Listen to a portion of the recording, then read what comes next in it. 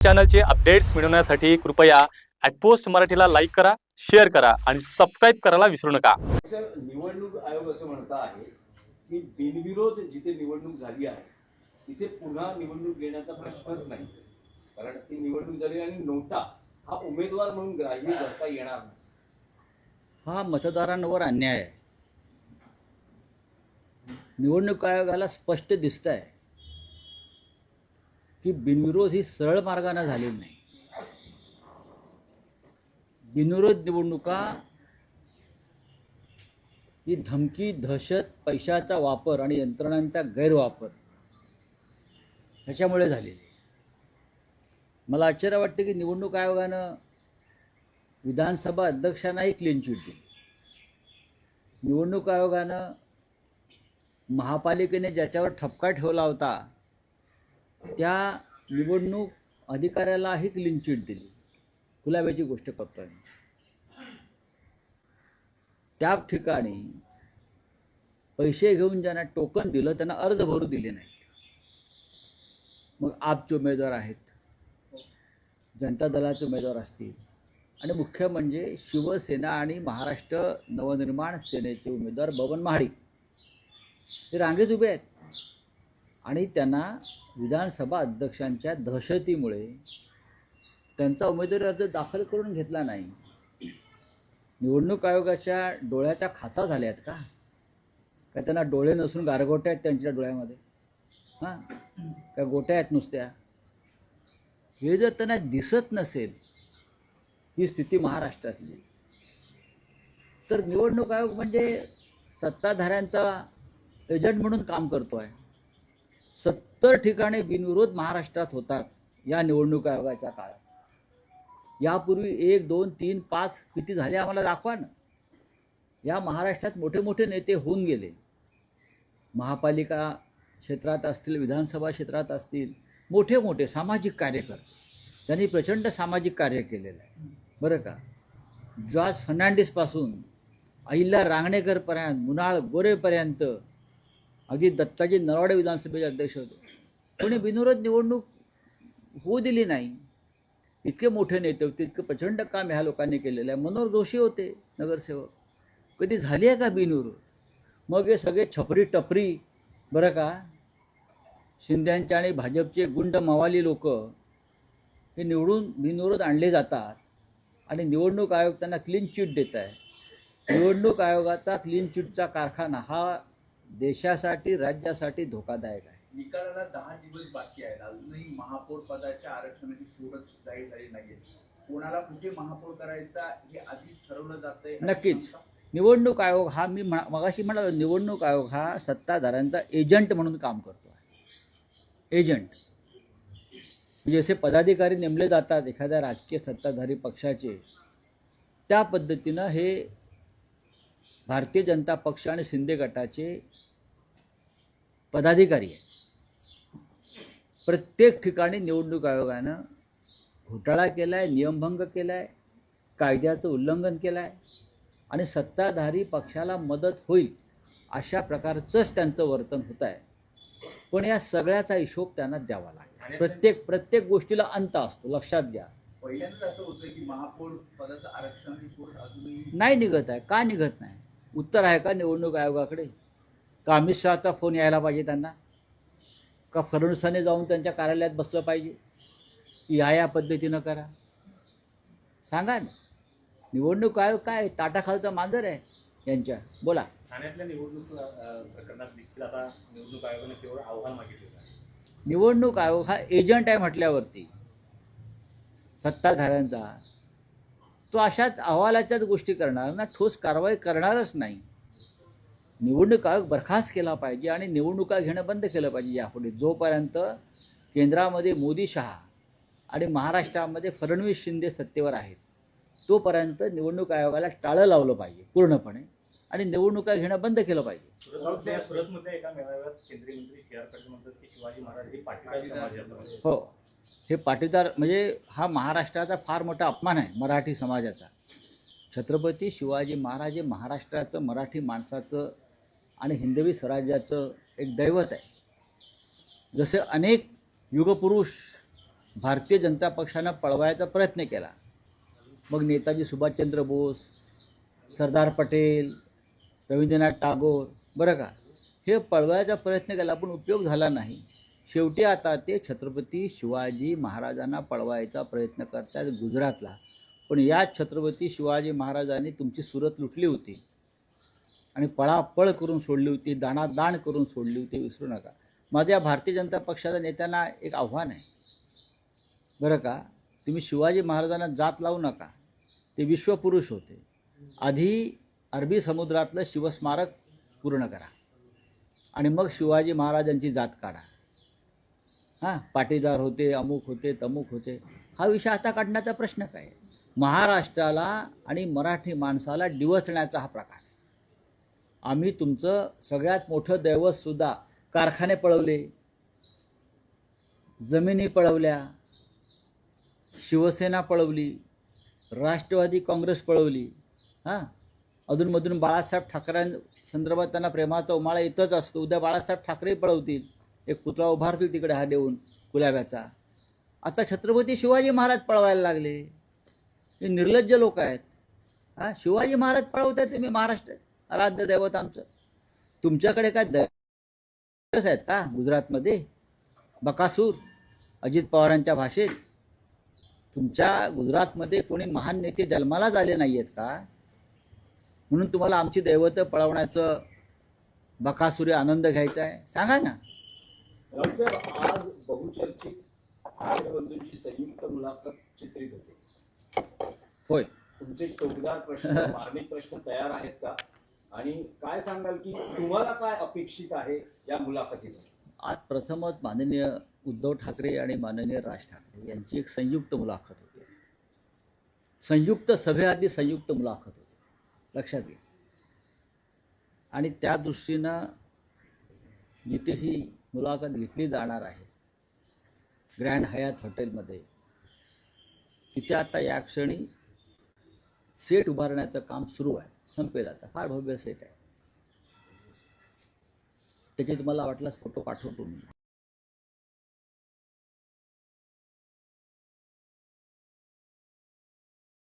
एकत्र येत आहेत आणि त्यांना आम्ही असं ठरवलं आहे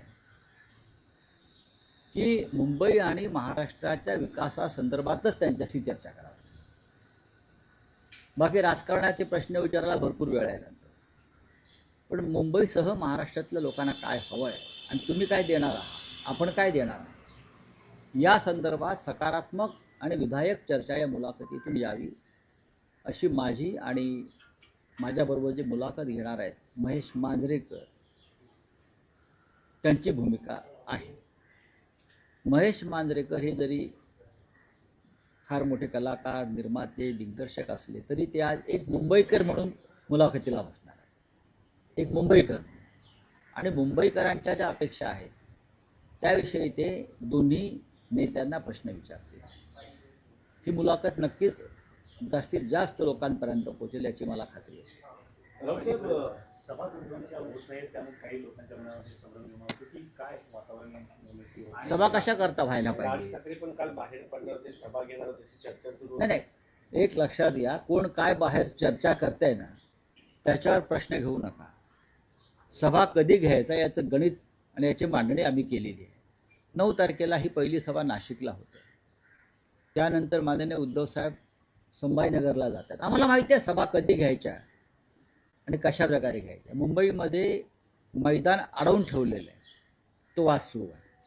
म्हणजे शिवसेना किंवा मनसेच्या महायुतीला सभा घेता येऊ नये या राक्षसी हेतूनं, बरं का, मैदानांवरती दगड ठेवले म्हणजे उगाच. तर त्याच्यावरती आता आमची चर्चा सरकारशी सुरू आहे. थोडंसं प्रचारामध्ये मनसे थोडंसं बॅकफुटवर आहे, काही महत्वाचे नेते दिसतात प्रचारात. नाही.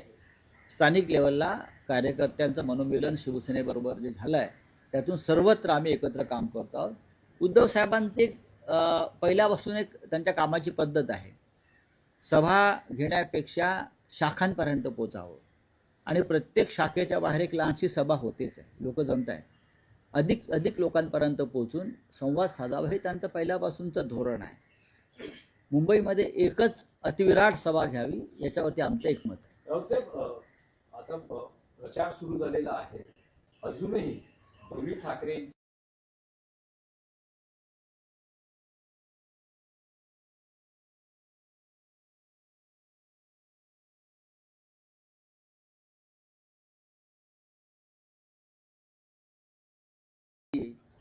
होणार.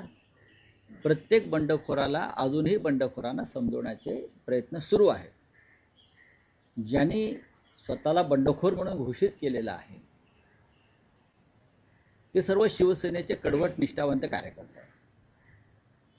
त्यांच्या डोक्यातला थोडासा कचरा निघून गेला, राग निघून गेला की ते हळूहळू मागे घेतील अशी आम्हाला खात्री आहे. राऊत साहेब, तुम्ही म्हणता की ठाकरे बंधूंच्या युतीमुळे कार्यकर्त्यांमध्येही खाली मनोमिलन झालं आहे, पण तुम्ही म्हणाल हा तुमच्या पक्षाचा विषय नाही, पण मनसे त्याचे पडसाद उमटू लागलेले आहेत. त्यांचे एक माजी नगरसेवक संतोष धुरी हे काल भाजपत मुख्यमंत्र्यांना भेटले आणि त्यांचा आज भाजप प्रवेश होतो आहे. मनसे अंतर्गत नाराजी आहे या सगळ्या हे सगळ्यात एकूण संदर्भात. हे सगळ्यात पक्षात झालेलं आहे. काय फक्त महाराष्ट्र नवनिर्माण सेनेत झालंय का? तर नाही. तुम्ही निष्ठावंत वगैरे कालपर्यंत मिरवत होतात, पण तुम्हाला उमेदवारी मिळाली नाही म्हणून तुम्ही पक्षांतर करतायत. आणि पक्षांतर कुठे करताय की जे मुंबई आणि महाराष्ट्राचे शत्रू आहेत, दुश्मन आहेत असं घोषित केलं आहे मराठी जनतेने. तुम्ही त्या मोगलांच्या तंबूत जात आहात, तुम्ही औरंगजेबाच्या तंबूत जाता. औरंगजेब त्यांचाच आहे, कारण गुजरातला जन्माला आला आहे तो. त्याच्यामुळे औरंगजेब हे त्यांचं निशाण आहे भाजपवाल्यांचं. तेव्हा हे जे मराठी कार्यकर्ते आहेत राजकीय, त्यांनी विचार केला पाहिजे. आमच्याकडले काही लोक गेले, काँग्रेसमधले गेले, त्यांना काय एवढं त्या भारतीय जनता पक्षाला सोनं लागलं आहे मला माहीत नाही. किती जणांना पैसे देणार ते आहे. भ्रष्टाचाराचा पैसा तुमच्यापर्यंत पोचेल, पण तुमच्या पुढल्या पिढ्या त्याच्यामुळे सुखी होणार नाहीत, लक्षात घ्या. जर महाराष्ट्र सुखी राहिला तर तुमच्या पुढल्या पिढ्या सुखी राहतील. संतोष धुरी बोलत असताना शेजारी आज संदीप देशपांडे देखील होते, आज शिवाजी पार्क. नाही मला माहिती. रवींद्र चव्हाणांचं एक वक्तव्य काल त्यांनी केलं की विलासरावांच्या आठवणी त्यांना शिवाजी महाराजांच्या आठवणीही पुसायच्या आहेत या भारतीय जनता पक्षाला. त्यांना महात्मा गांधी, पंडित नेहरूंच्या आठवणी पुसायच्या आहेत. त्यांना शिवसेना तोडून विकत घेऊन बाळासाहेब ठाकरे हिंदुहृदय सम्राटांच्या आठवणी पुसायच्या आहेत. त्यांना शरद पवारांचं कार्य पुसायचं आहे. आणि त्यांना काय ठेवायचं आहे तर स्वतः आयत्या बेळावर मारलेल्या रेघोट्या ही त्यांना ठेवायचं आहे. पण लक्षात घ्या, जेव्हा अतिरेक झाला तेव्हा वेणुझुलाचा राष्ट्राध्यक्षसुद्धा हातात बेड्या घालून तुरुंगात गेला. तो सुद्धा होट चोरी करत होता, तो सुद्धा विरोधकांचे लोक फोडत होता, तो सुद्धा विरोधकांना तुरुंगात डांबत होता. प्रत्येक गोष्टीला एक अंत आणि शेवट असतो. असा अंत ह्या लोकांचा सुद्धा होईल हे लिहून ठेवा.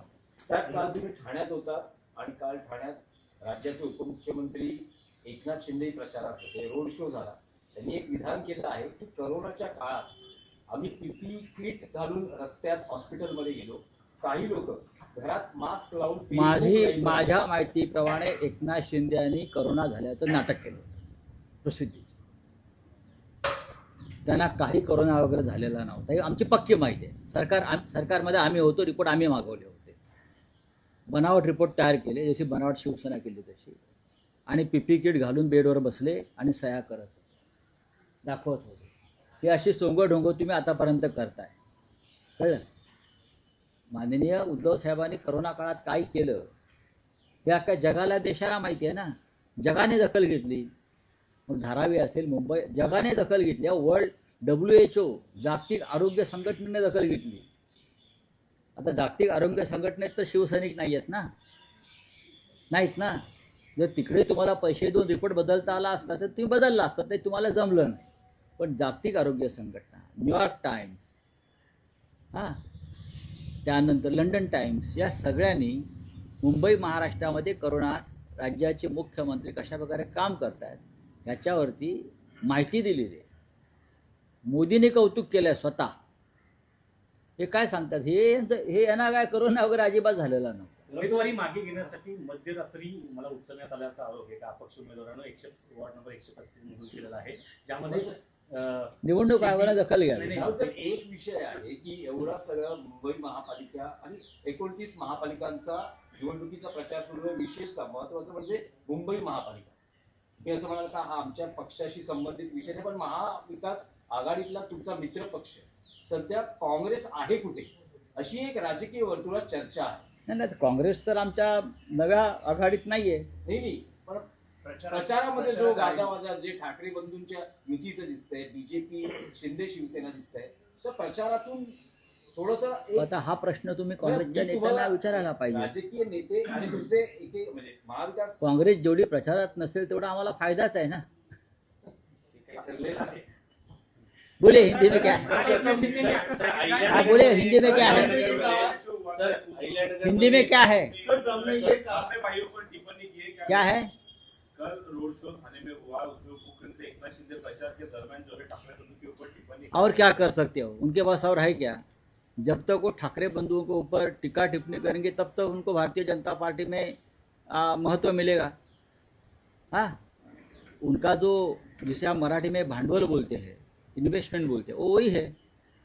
ठाकरे बंधुओं के ऊपर बोलना बंद करेगा तो उनको उनके हाथ से शिवसेना और उनका हमारा जो चिन्ह है, सिंबल है, वो निकाल देंगे. इसी काम के लिए तो अमित शाह ने उनको रखा है ना, उसके उनको सैलरी मिलती है ना. चले, थँक्यू. निवडणुका ही धमकी, दहशत, पैशाचा वापर आणि यंत्रणांचा गैरवापर ह्याच्यामुळे झालेली. मला आश्चर्य वाटते की निवडणूक आयोगानं विधानसभा अध्यक्षांनाही क्लीन चिट दिली. निवडणूक आयोगानं महापालिकेने ज्याच्यावर ठपका ठेवला होता त्या निवडणूक अधिकाऱ्यालाही क्लीन चिट दिली. गुलाबाची गोष्ट करतोय. त्या ठिकाणी पैसे घेऊन ज्यांना टोकन दिलं त्यांना अर्ज भरू दिले नाहीत. मग आपचे उमेदवार आहेत, जनता दलाचे उमेदवार असतील, आणि मुख्य म्हणजे शिवसेना आणि महाराष्ट्र नवनिर्माण सेनेचे उमेदवार बबन महाडिक ते रांगेत उभे आहेत आणि त्यांना विधानसभा अध्यक्षांच्या दहशतीमुळे त्यांचा उमेदवारी अर्ज दाखल करून घेतला नाही. निवडणूक आयोगाच्या डोळ्याच्या खाचा झाल्या आहेत का? का त्यांना डोळे नसून गारगोट्या आहेत त्यांच्या डोळ्यामध्ये? हां, काय गोट्या आहेत नुसत्या? हे जर त्यांना दिसत नसेल ही स्थिती महाराष्ट्रातली, तर निवडणूक आयोग म्हणजे सत्ताधाऱ्यांचा एजंट म्हणून काम करतो आहे. 70 ठिकाणी बिनविरोध महाराष्ट्रात होतात या निवडणूक आयोगाच्या काळात. यापूर्वी 1, 2, 3, 5 किती झाले आम्हाला दाखवा ना. या महाराष्ट्रात मोठे मोठे नेते होऊन गेले. महापालिका क्षेत्रात असतील, विधानसभा क्षेत्रात असतील, मोठे मोठे सामाजिक कार्यकर्ते ज्यांनी प्रचंड सामाजिक कार्य केलेलं आहे. बरं का, जॉर्ज फर्नांडिसपासून अहिल्या रांगणेकरपर्यंत, मुनाळ गोरेपर्यंत, अगदी दत्ताजी नरवाडे विधानसभेचे अध्यक्ष होते. कोणी बिनविरोध निवडणूक होऊ दिली नाही. इतके मोठे नेते होते, इतकं प्रचंड काम ह्या लोकांनी केलेलं आहे. मनोहर जोशी होते नगरसेवक, कधी झाली आहे का बिनविरोध? मग हे सगळे छपरी टपरी, बरं का, शिंद्यांचे आणि भाजपचे गुंड मवाली लोक हे निवडून बिनविरोध आणले जातात आणि निवडणूक आयोग त्यांना क्लीन चिट देत आहे. निवडणूक आयोगाचा क्लीन चिटचा कारखाना हा देशासाठी, राज्यासाठी धोकादायक आहे. निकालाला 10 दिवस बाकी आहेत. अजूनही महापौर पदाच्या आरक्षणाची सोडत जाहीर झाली नाहीये. कोणाला कुठे महापौर करायचा हे आधीच ठरवलं जातंय. नक्कीच. निवडणूक आयोग हा, मी मगाशी म्हणालो, निवडणूक आयोग हा सत्ताधाऱ्यांचा एजंट म्हणून काम करतो आहे. एजंट जसे पदाधिकारी नेमले जातात एखाद्या राजकीय सत्ताधारी पक्षाचे, त्या पद्धतीनं हे भारतीय जनता पक्ष आणि शिंदे गटाचे पदाधिकारी आहेत. प्रत्येक ठिकाणी निवडणूक आयोगानं घोटाळा केला आहे, नियमभंग केला आहे, कायद्याचं उल्लंघन केलं आहे आणि सत्ताधारी पक्षाला मदत होईल अशा प्रकारचंच त्यांचं वर्तन होत आहे. पण या सगळ्याचा हिशोब त्यांना द्यावा लागेल. प्रत्येक गोष्टीला अंत असतो, लक्षात घ्या. पहिल्यांदाच असं होतं की महापौर पदाचं आरक्षणाची सोडत अजूनही नाही निघत आहे. का निघत नाही? उत्तर आहे का निवडणूक आयोगाकडे? का अमित शहाचा फोन यायला पाहिजे त्यांना? का फडणवीसांनी जाऊन त्यांच्या कार्यालयात बसलं पाहिजे? या पद्धतीनं करा. सांगा ना. निवडणूक आयोग काय ताटाखालचा मांजर आहे यांच्या. बोला. ठाण्यातल्या निवडणूक प्रकरणात देखील आता निवडणूक आयोगाने केवळ आव्हान मागितलेलं आहे. निवडणूक आयोग हा एजंट आहे म्हटल्यावरती सत्ताधाऱ्यांचा, तो अशाच अहवालाच्याच गोष्टी करणार ना, ठोस कारवाई करणारच नाही. निवडणूक आयोग बरखास्त केला पाहिजे आणि निवडणुका घेणं बंद केलं पाहिजे यापुढे. जोपर्यंत केंद्रामध्ये मोदी शहा आणि महाराष्ट्रामध्ये फडणवीस शिंदे सत्तेवर आहेत तोपर्यंत निवडणूक आयोगाला टाळं लावलं पाहिजे पूर्णपणे आणि निवडणुका घेणं बंद केलं पाहिजे.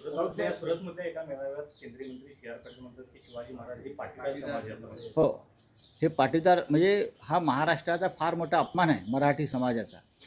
छत्रपती शिवाजी महाराज हे महाराष्ट्राचं, मराठी माणसाचं आणि हिंदवी स्वराज्याचं एक दैवत आहे. जसे अनेक युगपुरुष भारतीय जनता पक्षानं पळवायचा प्रयत्न केला, मग नेताजी सुभाषचंद्र बोस, सरदार पटेल, रवींद्रनाथ टागोर, बरं का, हे पळवायचा प्रयत्न केला पण उपयोग झाला नाही. शेवटी आता ते छत्रपती शिवाजी महाराजांना पळवायचा प्रयत्न करतात गुजरातला. पण या छत्रपती शिवाजी महाराजांनी तुमची सुरत लुटली होती आणि पळापळ करून सोडली होती, दाणादाण करून सोडली होती, विसरू नका. माझ्या भारतीय जनता पक्षाच्या नेत्यांना एक आव्हान आहे, बरं का, तुम्ही शिवाजी महाराजांना जात लावू नका. ते विश्वपुरुष होते. आधी अरबी समुद्रातलं शिवस्मारक पूर्ण करा आणि मग शिवाजी महाराजांची जात काढा. हां, पाटीदार होते, अमुक होते, तमुक होते, हा विषय आता काढण्याचा प्रश्न काय. महाराष्ट्राला आणि मराठी माणसाला डिवचण्याचा हा प्रकार आहे. आम्ही तुमचं सगळ्यात मोठं दैवतसुद्धा कारखाने पळवले, जमिनी पळवल्या, शिवसेना पळवली, राष्ट्रवादी काँग्रेस पळवली. हां, अधूनमधून बाळासाहेब ठाकरेंसंदर्भात त्यांना प्रेमाचा उमाळा येतच असतो. उद्या बाळासाहेब ठाकरे पळवतील, एक पुतळा उभारतील तिकडे हा देऊन कुलाब्याचा. आता छत्रपती शिवाजी महाराज पळवायला लागले. हे निर्लज्ज लोक आहेत. हां, शिवाजी महाराज पळवतात तुम्ही, महाराष्ट्र आराध्य दैवत आमचं. तुमच्याकडे काय दैवत आहेत का गुजरातमध्ये? बकासूर, अजित पवारांच्या भाषेत.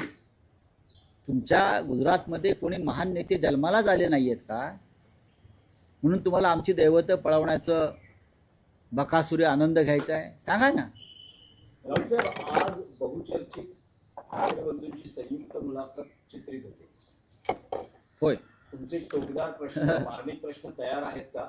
आणि काय सांगाल की तुम्हाला काय अपेक्षित आहे या मुलाखतीतून? आज प्रथमच माननीय उद्धव ठाकरे आणि माननीय राज ठाकरे यांची एक संयुक्त मुलाखत होती. संयुक्त सभेआधी संयुक्त मुलाखत होती, लक्षात घ्या. आणि त्या दृष्टीनं जिथे ही मुलाखत घेतली जाणार आहे ग्रँड हयात हॉटेलमध्ये, तिथे आता या क्षणी सेट उभारण्याचं काम सुरू आहे. संपेल आता, फार भव्य सेट आहे. त्याचे तुम्हाला वाटल्यास फोटो पाठवतो मी.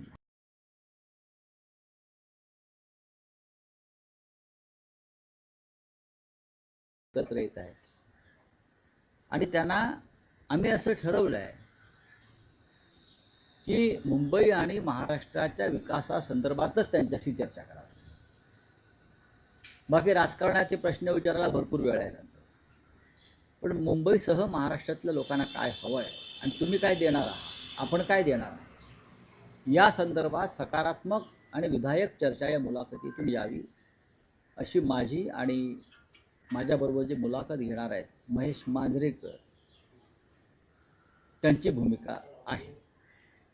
महेश मांजरेकर हे जरी फार मोठे कलाकार, निर्माते, दिग्दर्शक असले तरी ते आज एक मुंबईकर म्हणून मुलाखतीला बसणार आहे. एक मुंबईकर आणि मुंबईकरांच्या ज्या अपेक्षा आहेत त्याविषयी ते दोन्ही नेत्यांना प्रश्न विचारतील. ही मुलाखत नक्कीच जास्तीत जास्त लोकांपर्यंत पोहोचेल याची मला खात्री आहे. सभा तुमच्या होत नाहीत, त्यामुळे काही लोकांच्या मनामध्ये संभ्रम निर्माण होतो की काय वातावरण निर्मिती होते. सभा कशा करता व्हायला राज पाहिजे? ठाकरे पण काल बाहेर पडणार होते, सभा घेणार होते, चर्चा सुरू नाही, एक लक्षात घ्या, कोण काय बाहेर चर्चा करताय ना त्याच्यावर प्रश्न घेऊ नका. सभा कधी घ्यायचा याचं गणित आणि याची मांडणी आम्ही केलेली आहे. 9 तारखेला ही पहिली सभा नाशिकला होते. त्यानंतर माननीय उद्धव साहेब संभाजीनगरला जातात. आम्हाला माहिती आहे सभा कधी घ्यायच्या आणि कशा प्रकारे घ्यायच्या. मुंबईमध्ये मैदान अडवून ठेवलेलं आहे, तो वाद सुरू आहे. म्हणजे शिवसेना किंवा मनसेच्या महायुतीला सभा घेता येऊ नये या राक्षसी हेतूनं बरं का मैदानांवरती दगड ठेवले म्हणजे उगाचच. तर त्याच्यावरती आता आमची चर्चा सरकारशी सुरू आहे. थोडंसं प्रचारामध्ये मनसे थोडंसं बॅकफुटवर आहे. काही महत्वाचे नेते दिसतात प्रचारात. नाही. स्थानिक लेवलला कार्यकर्त्यांचं मनोमिलन शिवसेनेबरोबर जे झालं आहे त्यातून सर्वत्र आम्ही एकत्र काम करतो आहोत.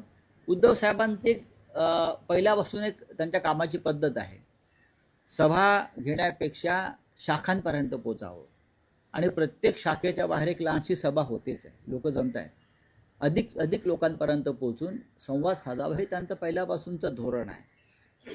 मुंबईमध्ये एकच अतिविराट सभा घ्यावी याच्यावरती आमचं एकमत आहे. राऊत साहेब, आता प्रचार सुरू झालेला आहे, अजूनही दोन्ही ठाकरे